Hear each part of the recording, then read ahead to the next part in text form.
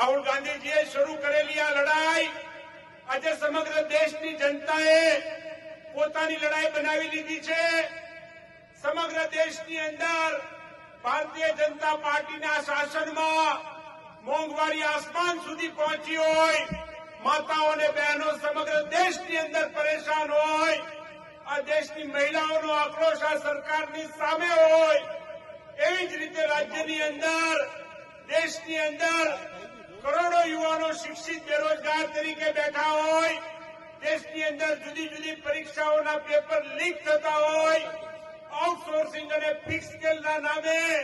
આ દેશના યુવાનોનું શોષણ થતું હોય, રાજ્યની અંદર દેશની અંદર જીએસટીને લીધે વેપારી પરેશાન હોય, શિક્ષણના વેપારીકરણને કારણે